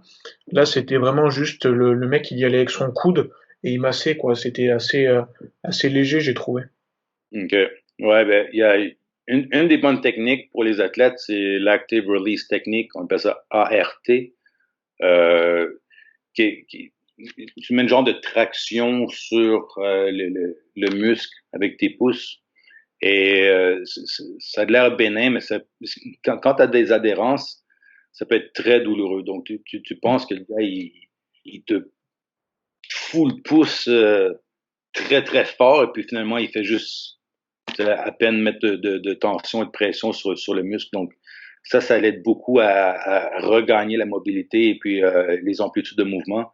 Charles adorait faire des démonstrations de ça en classe pendant les séminaires. Et souvent, le monde qui font beaucoup de poitrine ont le muscle scapulaire très tendu. Et puis, tu vas relâcher le sous-scapulaire en mettant une genre de pression en dessous de l'aine, en dessous du bras, et puis c'est excessivement douloureux quand tu te l'es jamais fait faire. Et puis tout de suite, problème, tu te mets à faire du bench press, problème d'épaule, souvent ça part instantané, mais tu fais la grimace parce que c'est excessivement douloureux de faire ça pour la première fois. Et surtout quand c'est Charles qui te le faisait, parce que Charles peut-être voir la petite larme couler quand il te le faisait, parce que ouais, il a retiré un certain plaisir. À un moment, aussi après dans le reportage, ils font tester les automassages à certaines personnes. Et il y a une des filles là, qui dit ouais, mais c'est que ça fait mal. Mais c'est ça le but en fait, un petit peu des automassages pour qu'ils fassent du bien. C'est avec un rouleau qu'elle le fait. Si ça te fait pas mal, logiquement, c'est que tu l'as mal fait. Ou que t'as pas de douleur ou t'as pas de problème dans cette région-là. T'sais. Si t'as des nœuds, c'est sûr que là, les foam rollers, ça a été un peu abusé dans les dernières années, mais ça a quand même sa place. J'aime quand même me rouler la bandelette iliotibiale avec le rouleau, ça fait du bien. Mais ouais, à la base, si ça te fait mal, t'as probablement un problème à cette région-là. Mm. Donc, c'est normal. Mais qu'est-ce qui tu peux te rendre plus fort, donc? Après, ouais. Il parle aussi de l'importance des chaussures. Alors ça me fait penser, pour l'entraînement, c'est vrai qu'on voit beaucoup de personnes qui s'entraînent avec des chaussures un peu mal. Tu t'en penses quoi du coup de ça? Moi, je trouve que le pied a évolué sur des milliers d'années et que on essaie de réinventer la roue avec des semelles. Je pense que quand Nike avait sorti avec les semelles caoutchouc, les genres de... Tu sais, ouais, c'est confortable, mais idéalement, pour l'entraînement, même chose pour le powerlifting, tu veux un soulier qui est le plus plat possible. C'est pour ça que tu vois souvent dans les compétitions de powerlifting, les gars, ils portent les Converse Ouais. euh, All-Stars. Parce que c'est une semelle qui est plate, qui est normale, ou souvent tu vas voir les gars faire le deadlift carrément du pied. Ok.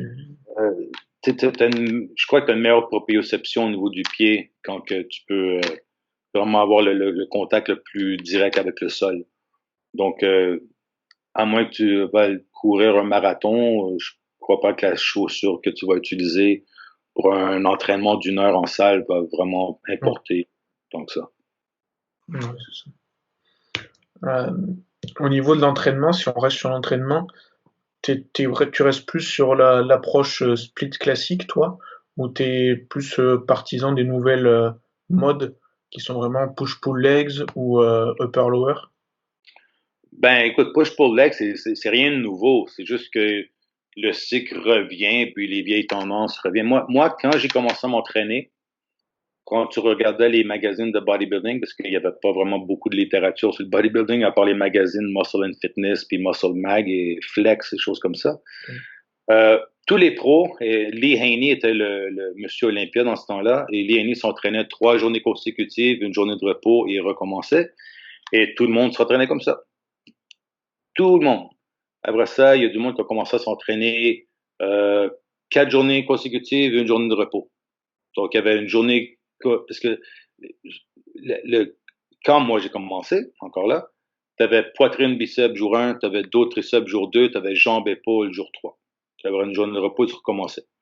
Après ça, le monde a dit, bon, on va consacrer une journée au complet pour les jambes, une journée au complet pour les épaules, peut-être rajouter des abdos, là, c'était poitrine, biceps, dos, triceps, jambes, épaules et quelque chose d'autre. Une journée de repos, on recommence. Après ça, les gars qui aimaient beaucoup de volume ont décidé, bon, on va faire une partie par jour, 5 jours consécutifs et la fin de semaine de repos. Et puis, ils ont fait ça pendant plusieurs années. Le corps va toujours s'adapter à ce qui n'était pas habitué. C'est aussi simple que ça. Donc, si tu t'entraînes 3 journées consécutives, une journée off, ça veut dire chaque partie du corps 2 fois par semaine. Et si ton volume d'entraînement est un petit peu trop excessif et tu as de la misère à récupérer de tout ça, tu arrêtais de faire des gains, tu plafonnais, et puis arrêter de s'entraîner comme ça et faire peut-être une partie par semaine, 5 journées consécutives, 2 journées de repos, te donnait un petit peu plus de temps de récupérer par partie du corps, tu te remettais à faire des gains jusqu'à temps que ton corps s'est adapté à ça et après ça, ainsi de suite. Donc, est-ce qu'il y a un meilleur split? Le split devrait être dicté d'après ta capacité de récupérer de ton entraînement. Ouais, donc, si tu as un niveau de stress qui est très contrôlé, et qui est pas excessif et pas chronique, si tu as des bonnes nuits de sommeil, t'as pas une job qui est trop physique, donc 3 journées consécutives, une journée off, tu peux recommencer. Ouais, tu peux même aller peut-être 3 fois par semaine la même partie du corps. Si tu es capable de récupérer et que tu fais des gains, ça peut marcher. Aussitôt que ton corps est adapté à ça, revois ton volume d'entraînement et tes fréquences d'entraînement. J'aime beaucoup l'idée de faire les muscles 2 fois par semaine. 1 fois par semaine, c'est pas assez, à moins que tu sois sur des anabolisants. Parce que ce qui est important, c'est la synthèse des protéines. C'est ça que tu veux stimuler. C'est ça qui fait grossir le muscle. Donc, quand tu es un athlète naturel et que tu ne prends pas aucune substance, l'entraînement tel quel est ton trigger, qu'est-ce qui va initier la synthèse des protéines. Mais si tu la stimules seulement 1 fois par semaine, c'est pas assez. C'est pas assez. Tu stimules ton muscle, il va récupérer en 48-72 heures. Idéalement, tu voudrais le réentraîner là pour recommencer une synthèse de protéines et puis mettre les chances de ton côté. Mais si tu n'as pas de stimulus jusqu'à une semaine après, tu perds le stimulus et tu recommences à ta case de départ. Si tu prends les anabolisants, ta synthèse de protéines est accélérée et accrue 24 heures sur 24, 7 jours semaine. Donc, tu préfères des jambes pendant 3 heures un lundi et pas en refaire jusqu'à lundi d'après. Ta synthèse de protéines va être quand même accélérée et accrue tout le long. Donc, ton corps va être capable de faire un entraînement plus volumineux, en autant qu'il y a assez de journées de récupération après pour récupérer de ce workout-là. Et puisque tu utilises les anabolisants, ça va se faire 24 heures sur 24, même s'il n'y a pas nécessairement le stimulus initial. Mais les athlètes naturels, 1 fois par semaine, tu perds ton temps. Tu perds ton temps, même 3 fois par semaine, mais il faut que le volume d'entraînement soit très, très bas parce que ta capacité de récupération n'est pas nécessairement là. Donc, moi, j'aime prendre l'analogie d'une planche de bois, un clou et un marteau. Si je suis capable de rentrer le clou dans la planche de bois avec 3 coups de marteau, la job est faite, right? Qu'est-ce que je voulais atteindre? Je l'ai atteint. Si je continue à donner des coups, j'endommage le bois alentour. D'accord? Donc, tu veux pas endommager, tu veux stimuler et arrêter là, récupérer et restimuler, récupérer et ainsi de suite. Si tu endommages trop, ta récupération est compromise et ton risque de blessure augmente.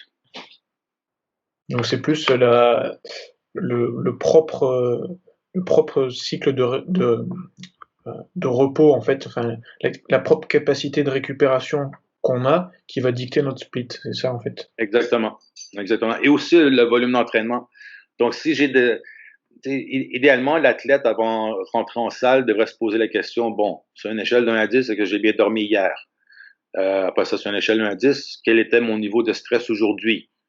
Donc, si tout est en bas de 5 et puis il est vraiment pas stressé, il a bien dormi, il va pouvoir faire plus de séries dans son entraînement et pouvoir avoir un volume plus grand. Mais si sa récupération n'est pas idéale et puis sa nuit de sommeil n'était pas parfaite et puis il y a eu beaucoup de stress au niveau de son emploi et sa copine on lui gueule après sans raison, il veut probablement baisser son volume d'entraînement au minimum qu'il peut, donc stimuler et s'en aller, carrément. Là, du coup, ça peut avoir un impact pour toi. Est-ce que tu as vu que tes athlètes, enfin, ou les personnes que tu suis, elles sont moins stressées le matin et elles sont donc plus efficaces en entraînement le matin, ou c'est l'inverse, le soir? Peu importe le temps de la journée où est-ce que tu peux rentrer ton entraînement, mieux que c'est. Souvent, ceux qui ont de la misère à s'endormir le soir, je leur conseille de ne pas s'entraîner le soir parce que le soir, tu stimules quand même ton système nerveux, donc ça peut te réveiller. En général, chez les gars, bon, naturellement, on a une hausse de testostérone environ, je pense, c'est 4 heures après le sommeil, le réveil, puis un autre pic 7 heures plus tard. Est-ce que ce pic-là vaut vraiment la peine? Est-ce que c'est vraiment une élévation qui va faire que tu vas gagner X fois plus de masse musculaire? Je crois pas. Je crois que tu fites ton entraînement dans ton horaire où ce que tu te sens le plus à l'aise. Moi, personnellement, m'entraîner la première chose le matin, c'est pas pour moi. J'ai besoin d'un ou deux repas dans le corps. Mais chez certaines personnes, ça fonctionne bien. Donc, je prône pas nécessairement l'entraînement à jeun le matin, mais si c'est le seul temps de la journée où ce que tu peux rentrer ton entraînement en étant sûr que tu le manqueras pas, fais-le le matin, c'est mieux que rien. Par rapport justement, quand tu as commencé, les boosters, ça n'existait pas, j'imagine. Enfin, j'en suis sûr même. Du coup, maintenant, qu'est-ce que tu penses c'est quasiment le produit qui est le plus vendu maintenant, c'est les marques, elles se battent pour avoir d'abord un booster, limite avant d'avoir une protéine. Tu t'en penses quoi de tout ça? Et pour ça, tu parles des pré-workouts, qu'est-ce que tu Ouais, prends avant l'entraînement? ouais, Le problème avec les pré-workouts, c'est que tu as deux raisons de prendre un pré-workout. La première raison, c'est que tu veux augmenter ça fait. l'influx sanguin dans le muscle pour avoir une meilleure pompe. Donc, nous, on est des addicts à la pompe, des culturistes, on vit pour la pompe.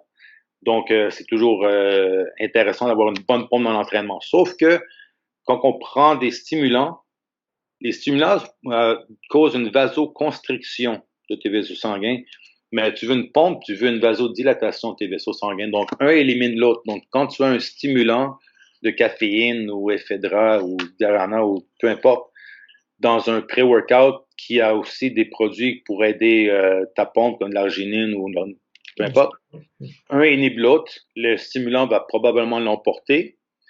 Tu vas penser que tu as une meilleure pompe par rapport à l'effet placebo. Tu as pris une substance qui est supposée augmenter ta pompe, donc l'effet placebo est quand même là. Donc, si ça peut t'aider, tu as l'effet placebo, mais tant mieux pour toi.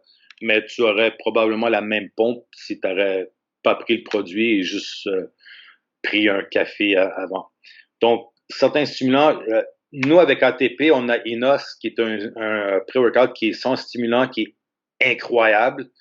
J'ai déjà fait un entraînement de dos où ce que j'ai arrêté mon entraînement de dos plus court parce que je croyais avec la pompe que j'avais dans les lattes que si je faisais une série de plus, il y a quelque chose qui allait exploser.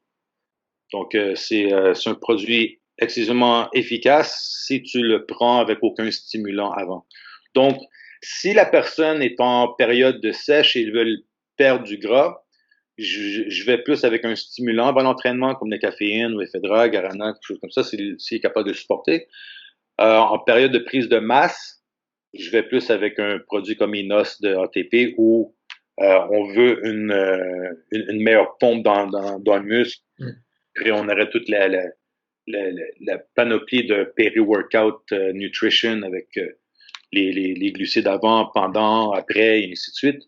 Parce qu'on veut engorger notre muscle de glycogène pour avoir parce que la pompe va tout emmener au niveau de tes muscles. Donc, tous les nutriments, tout vont être véhiculés avec le sang. Donc, c'est très intéressant, mais les deux en même temps.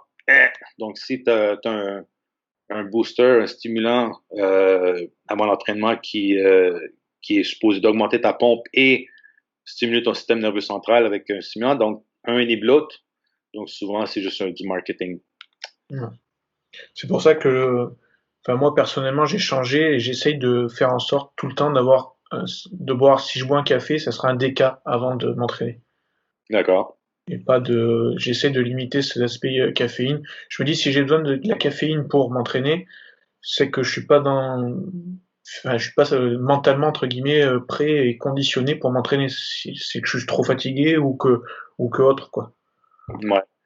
Et moi, j'aime beaucoup la caféine. Il y a certains cafés qui mélangent un extrait de champignon qui est le Ganoderma, qui est un genre de superfood qui est très, très, très intéressant, qui calme le système nerveux central. Donc, tu peux prendre ton café, avoir les bénéfices d'être alerte au niveau cérébral, mais sans avoir les tremblements et puis les palpitations. Donc, compagnie Organo Gold font ce café-là avec le Ganoderma, qui est très, très, très intéressant. Excellent café. C'est un café qui est instantané et qui goûte délicieux. Donc, la part du temps, quand je dis à mes clients, j'ai un super bon café pour toi, qui ne te stimulera pas, mais qui tu vas avoir tu as quand même les idées alertes. Et ils pensent tout le temps, ça va être le café qui goûte de la merde. Ils sont tout le temps hyper surpris de comment le goût du café est incroyable parce que ce genre de champignon-là a un genre de goût amer. Donc, les gars qui ont commencé la compagnie ont une idée géniale. Ils ont dit, à la place de avoir un supplément, le mettre en pilule et tordre le bras de quelqu'un de prendre un autre supplément parce qu'il y a du monde qui prennent une panoplie de pilules par jour. Ils ont dit, pourquoi qu'on ne le mettrait pas dans le café puisque le café a un goût amer, donc ça paraîtra même pas. Et puis, le monde va prendre leur café en ayant les bénéfices du Ganoderma sans même réaliser qu'ils prennent quelque chose de bon pour leur santé. Donc, ce café-là est très, très, très intéressant. Il y a un autre café aussi avec du Lion's Mane qui est intéressant aussi, mais tout le mycélium, toute la vie des champignons, c'est hyper intéressant aussi à apprendre. En parlant d'intra-workout, du coup, toi, tu conseilles pour quelqu'un qui n'est pas en perte de masse, tu conseilles un intra-workout avec des glucides? Quand il est en prise de masse, oui, si sa sensibilité à l'insuline est bonne. Ouais. En général, oui, c'est dans une phase où ce qui est en surplus calorique et le but est de gagner en masse musculaire, oui, le shake intra-workout est très, très, très intéressant. J'aime mixer les EAA avec un peu. T'as pas besoin de tant de glucides que ça, 20 grammes de glucides rapides, ça va faire l'affaire.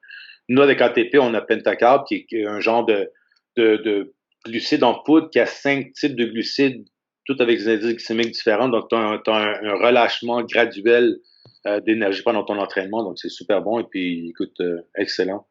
On prenait des BCAA avant, mais non, on va plus avec les EA. On aime le spectrum plus complet d'aminoacides. Ouais, ça marche. Créatine pendant l'entraînement? Non?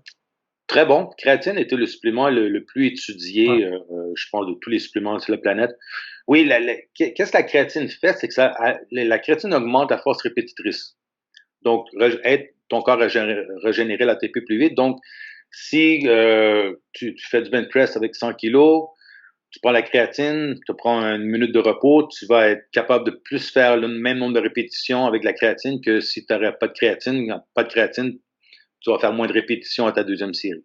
Donc, te permet de faire un volume d'entraînement plus élevé parce que tu vas faire au bout de la ligne plus de répétitions avec les mêmes charges. Et aussi amène de l'eau à l'intérieur de ta cellule musculaire, donc aide à l'hydrater. Donc, ça a beaucoup de bienfaits. Donc oui, créatine, très bon supplément. Ouais, je vais t'embêter. Une dernière question sur les suppléments, du coup. C'est quoi, toi, vraiment le supplément que tu conseilles à tout le monde? J'ai des suppléments que je conseille. J'ai une base de suppléments que je conseille à tout le monde. Une bonne multivitamine qui est très bien absorbable, où les vitamines minéraux sont chélatées. Magnésium, parce que tout le monde est déficient de magnésium. Mais encore là, une bonne qualité de magnésium. Beaucoup de monde ont des troubles digestifs, donc un produit qui va augmenter l'acide hydrochlorique dans l'estomac et va te procurer aussi des enzymes digestives va être très intéressant chez la plupart du monde. Mais si tu n'assimiles pas bien ta bouffe, peu importe qu'est-ce que tu manges ou qu'est-ce que même tu prends en supplément, tu ne les affronteras pas. Donc, si tu veux tenir le maximum de bénéfices de tes suppléments, assure-toi d'avoir un taux d'acidité assez à la norme dans l'estomac pour que tout ça arrive. Les oméga 3, les huiles de poisson, je ne considère pas vraiment ça comme un supplément. C'est quelque chose qui devrait venir de la bouffe, mais les poissons qu'on mange sont tellement contaminés qu'on n'a pas le choix d'aller en supplément. Mais encore là, ne payez jamais pas cher vos suppléments d'huile de poisson parce que vous allez avoir des hexanes et beaucoup de métaux lourds. Donc, ça vaut la peine de de dépenser un petit peu plus cher pour les bons oméga 3.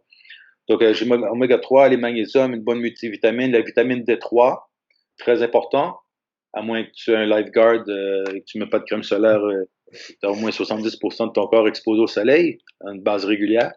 Ça c'est pas mal la base. À part ça, ça va être du cas par cas, dépendant de l'individu. Mais en général, si tu veux qu'il n'y ait pas de déficience en rien. Tu veux t'assurer que tu as tout ce que tu veux. Bon, une multivitamine, si le gars il mange 6000 calories par jour de bonne bouffe, peut-être qu'il n'y en aura pas besoin. ils veulent avoir aussi dans la bouffe. Mais si tu es en déficit calorique, les multivitamines deviennent très intéressants dans ce temps-là. Mais à part ça, c'est vraiment du cas par cas. Il y a tellement de suppléments que tu peux prendre, mais le monde a un certain budget limité. Donc, à part ça, j'aime cycler aux 3 semaines. Donc, dépendant du budget de l'individu, s'il dit, bon, ben, à part la base de suppléments que tu me suggères, Larry, j'ai peut-être d'argent pour 2 autres suppléments. Qu'est-ce que tu me suggérais? Ben, je dirais, prends 2 suppléments pendant 3 semaines. Après ça, change pour 2 autres suppléments pendant 3 semaines et ainsi de suite. Donc, des produits comme du curcuma, très intéressant, parce que le curcuma, même si tu prends avec de la pépérine, du poivre noir, l'assimilation est plus ou moins bonne. Donc, il y a des compagnies de suppléments qui mixent le curcuma avec un phospholipide qui fait que, l'absorption est beaucoup meilleure. Et puis après, toi, normalement, tu fonctionnes avec les intolérances alimentaires, comme tu disais au début. Donc j'imagine que pour les produits, pour les protéines laitières, par exemple, tu fais en fonction, protéines d'œufs, protéines de soja. J'aime vraiment pas le soya parce que c'est un phytoestrogène. Donc, il y a 2 écoles de pensée sur ça. Un dit que c'est un phytoestrogène plus faible que l'estradiol, donc il va occuper les récepteurs, en étant plus faible, tu auras moins d'effet, mais l'autre école de pensée dit que ça fait juste plus d'estrogène dans le système, et je suis d'avis que ça fait juste plus d'estrogène dans le système, donc, et c'est une protéine qui est très, la biodisponibilité est très faible. Ouais. C'est vraiment pas idéal, c'est juste que c'est très peu coûteux, donc les marges de profit pour les compagnies de suppléments qui ont le produit de soya est énorme. Donc, protéines de soya, non. Le lactose, le lait, ça dépend de ta génétique. Ça dépend de. Moi, j'ai aucun problème avec le lactose, mais la majorité du monde ont un problème. Donc, si jamais tu fais ton testing de code génétique, tu pourras savoir si tu es intolérant au lactose ou pas. Faire attention avec ces tests génétiques-là parce que tu dévoiles ton ADN à du monde que tu ne connais pas. Donc, si tu n'as pas grand-chose à te reprocher, pas de trouble, c'est des choses à te reprocher, mais tu ne veux pas nécessairement donner ton ADN, d'accord? Mais ouais, donc tu sais que les suppléments, c'est une période de 3 semaines. 3 semaines revient souvent dans mes choses. J'aime changer les programmes d'entraînement aux 3-4 semaines. J'aime changer certains suppléments aux 3 semaines. Le corps, après 3 semaines, s'adapte la plupart du temps à un type d'entraînement spécifique. Donc, après 3 semaines, c'est une bonne idée de cycler, que ce soit l'entraînement, que ce soit les suppléments, que ce soit n'importe quoi. C'est une bonne idée. Et puis, la bouffe, les intolérances alimentaires, presque tout le monde a certaines intolérances. Si tu manges tous les jours les mêmes choses, il y a des chances que tu développes une intolérance juste par rapport à que tu manges trop souvent la même chose. Et que je vais conter une histoire. Un des propriétaires du magasin de suppléments au gym où je travaille a un jonc de mariage sur son doigt, comme beaucoup d'hommes. Et puis, il a fait ses tests d'intolérance, et puis les tests d'intolérance indiquaient qu'il était intolérance au gluten, les blancs d'œufs, les jaunes d'œufs, les fraises, les noix, gluten, tout ce qu'il mangeait au déjeuner, il était intolérant parce que ça fait 25 ans qu'il mangeait la même chose. Il a tout éliminé ses intolérances. Dans d'une semaine, son jonc de mariage lui tombait du doigt tellement il avait désenflé. Donc, il était dans un état chronique d'inflammation par rapport à ses intolérances. Donc, il ne s'en rendait pas compte. Mais lui pensait, bon, j'ai de la misère à voir mes abdos, ça doit être une rétention. Il ne pensait pas nécessairement que c'est une rétention d'eau. Il pensait peut-être, j'ai pas assez lean encore, mais c'était une rétention d'eau causée par une inflammation. Donc, les intolérances, à moins que tu fasses un test pour savoir exactement c'est quoi tes intolérances, tu vas par processus d'élimination. Donc, tu élimines presque tout dans ta diète, tu réintroduis tranquillement et tu regardes le feedback de ton corps, comment ton corps réagit. Mais ça peut être un procédé qui peut prendre un certain nombre de temps.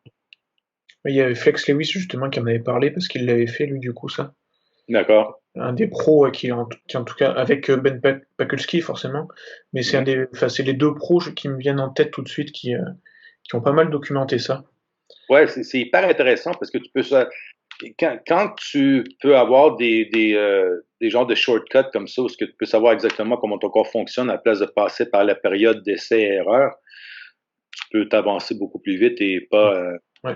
pas dépenser 6 mois de ta vie à faire des tests, voir quel genre de nourriture qui est compatible avec ton corps.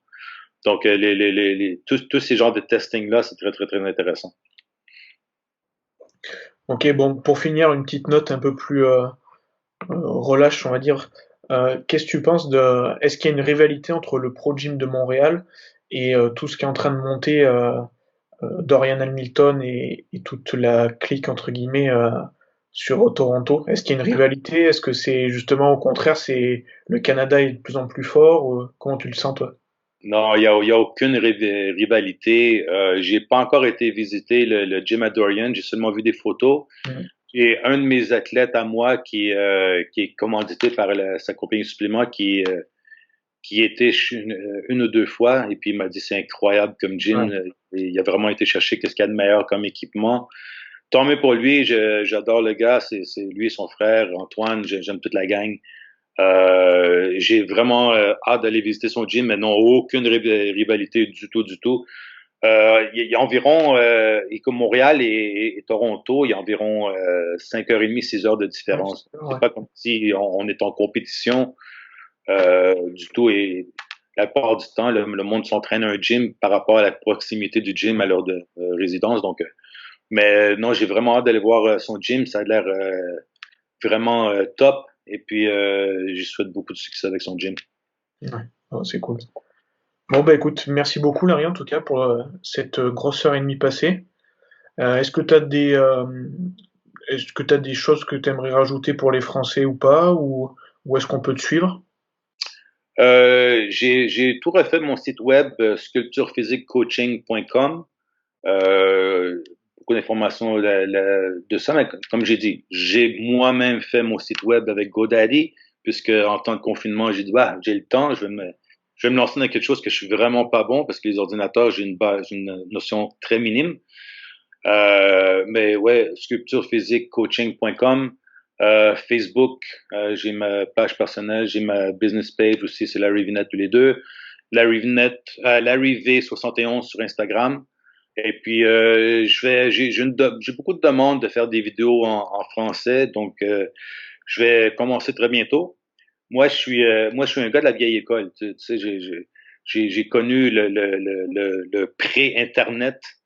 Et puis, dans le temps, quand quelqu'un était connu, c'est parce qu'il y avait des accomplissements qu'il avait fait. Maintenant, tu es connu parce que tu as beaucoup de likes et puis tu as beaucoup de followers. Donc, je suis un peu en retard avec tout ce qui est mettre du contenu sur YouTube et tout. Donc, j'ai mon YouTube channel qui a seulement 80 subscribers, mais ça fait vraiment pas longtemps que je commence à mettre des choses dessus. Mais je me force à en mettre à tous les jours. Et puis, je donne mes body fat hacks Ouais, à tous les très bien. jours. J'ai commencé ça cette semaine. Donc, je vais être de plus en plus visible. Et oui, je vais commencer à faire des vidéos en français aussi pour accommoder les francophones du Québec et aussi ceux de France, Belgique et là. Ok, bon, c'est cool. Bah, je mettrai tous les liens de toute façon en description de la vidéo et du podcast. Et puis encore merci à toi pour le temps passé. Ça m'a fait plaisir. Et puis à bientôt. Bon déconfinement de votre part. Merci toi aussi. D'accord. Bye bye.